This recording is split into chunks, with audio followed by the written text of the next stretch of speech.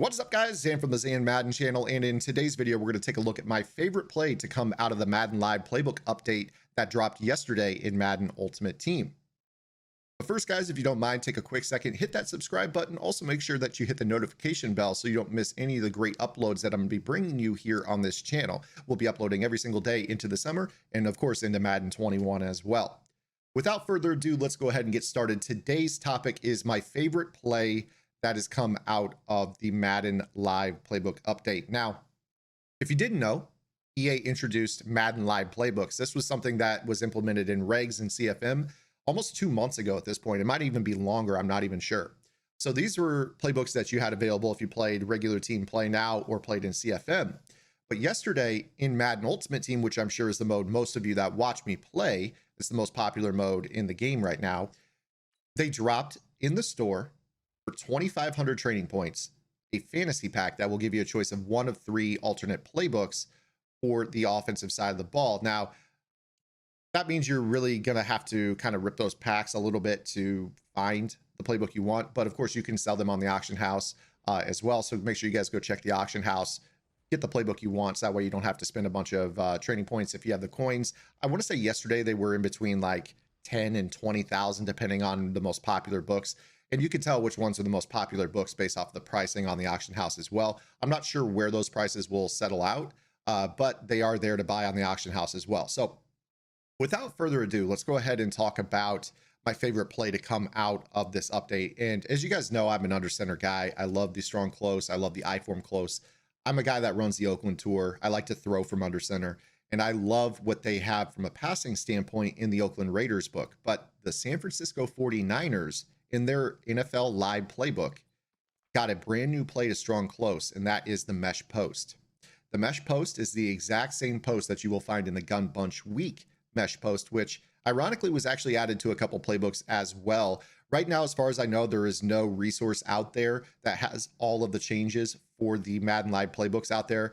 I know for sure there's no database out there that currently has them, but we'll keep our eyes out, and I'll certainly keep you guys updated as well if I find anything, because I know pretty much everybody's looking at these playbooks trying to figure out where their next step is going to be. I've always been a big fan of playbook changes. I think it keeps the game fresh, and I love that EA is finally bringing these into Madden Ultimate Team. So mesh post out of the strong close, San Francisco 49ers, Madden Live Playbook. We're going to go ahead and just go into zone coverage. I'm going to choose random zone. And what you're going to find is that this is basically the diving post that you see in the Gun Bunch Week. So if you were to make sure to put your receiver to the wide side of the field pre-snap, this is one of those routes where you're going to be able to kind of motion snap this to the outside and throw the diving animation as it breaks over the middle. Now, of course, there are going to be certain zone coverages that do kind of get their hands up and might swat it from time to time, especially if you're playing like some of those over G packages. Maybe you have a safety sub at linebacker that's a little bit more responsive, has higher zone coverage. But the gist here is that with the strong close, you have 2 wide receivers and 2 running backs on the field, 1 tight end. That pro personnel should require your opponent more often than not to match you with pro defensive personnel, whether that's your base 4-3 or your base 3-4. So you're going to see a lot of, 4 down linemen, 3 linebackers, or 3 down linemen, 4 linebacker sets to counter this, which should mean linebackers over the middle. And those are a little bit less responsive. So this motion snap is one of my favorites because you can get these diving animations over the middle of the field. You don't necessarily have to do anything like the pocket presence tip that we showed yesterday. If you missed that update yesterday on the channel, I think it's a really good video. The link is in the description below. Please go check that out as we talk about how to become a better pocket passer, especially if you like to play under center, which is where my bread and butter is personally as a Madden player. We talk about cutting off drops, depth of drops, different pass protections, drop schemes that block better than others, and just in general, diving posts with hot route masters. There's a lot of great topics. I'm going to try to do a lot of my videos. Every once in a while, do some of those longer form videos that are more seminar based, where I'm teaching you guys from start to finish what my thought process is as I lab things and execute things in game. And then, of course, there's going to be tips like today where the video is definitely going to be, probably 6 to 10 minutes by the time this is done, where it's just talking about a tip and, the goings on in Madden. So again, with this play, I really don't find that you have to do a whole heck of a lot. I just like to motion this guy out a couple steps, go ahead and let him get into this void. And you see right there that in that situation, there was a slot defender and a vert hook and a mid-read zone that did a pretty good job. You know, this isn't going to be something that you're going to throw every single down, but I will say that this is a pretty consistently open read. You see right here, I mean, if you just let the mesh concept underneath pull the zones, later in the play, you'll be able to throw that diving post over the middle. So for those of you that really like the two-back stuff, this is something that I'm a huge fan of. Right there, there's Earl Thomas right there with the zone hawk. He's kind of able to break that up. I also threw that ball just a smidge late.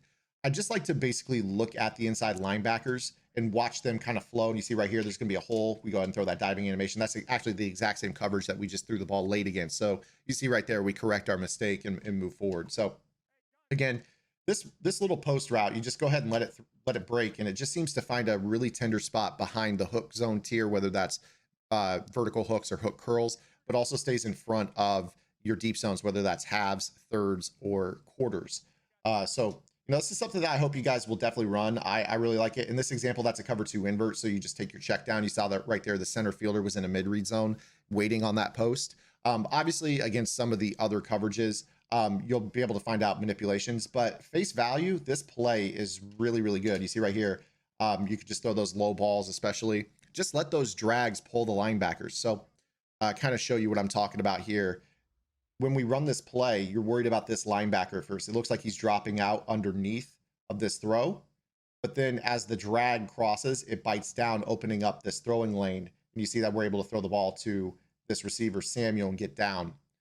This is something that, again, very much like the gun bunch week, a lot of players love to spam gun bunch week mesh posts, deep attack, and verticals this year, and last year and the year before that even.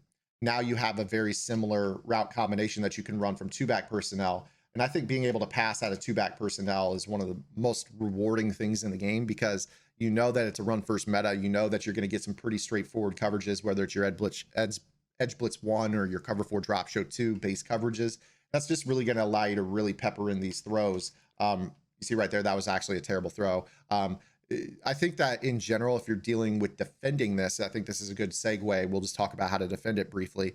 I think that your cover 2 is probably the best way to defend it. So go ahead and show you, just kind of go into random cover 2. So here's your Tampa 2.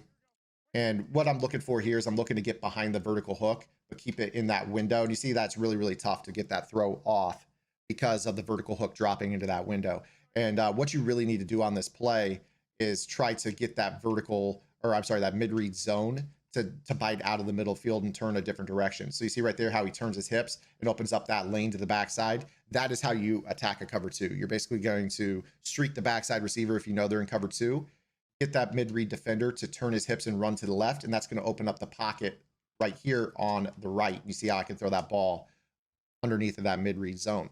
Now, obviously, the other way people like to run cover 2 is they take the mid-read defender and they put them into a middle third. That's going to drop them even deeper. And honestly, if they do that, you're not even going to need the streak, because they're just going to drop deep, and it's going to really open up this exaggerated throw right there. So you can even beat cover 2 with this. Realistically, it beats pretty much your cover 3 and cover 4 with a stock setup, just motion of the B receiver. And if you think that they're playing cover 2, just go ahead and streak the X receiver and motion this guy out. And again, you're going to have that pocket that's going to be right there to make that throw. So that is my favorite play to come out of the Madden Live updates, guys. I'm going to be doing a ton of videos on the Madden Live updates because there's a ton of playbook information that isn't out there. There's no database right now that's got all of the different plays that got added. So we'll be kind of sifting through those over the next few days, showing you my highlights and lowlights of these, and also some defensive tips. We're going to have a lot of stuff on this channel, guys. You know, offensive tips, defensive tips, maybe some inside the mind type content. Also some, maybe some just commentaries in general. If I play a really good game and I want to just commentate the game back, you know, we'll kind of keep it open in terms of the content you're going to see. But what I would definitely ask, guys, is, again, if you don't mind, take a quick second, hit that subscribe button, also turn on the notifications as we push towards 1,000 subs, so I can get this monetized and help continue moving my career forward. I'm really, really thankful for all the early support on this channel. I mean, to have 500 to 600 subscribers within 3 uploads is pretty insane. And you know, I've built a couple YouTube channels in the past and haven't seen that early success in growing a channel. So I'm really looking forward to the next you know, the next few forever, if you will, on this channel with you guys. I really appreciate it. We'll see you guys tomorrow.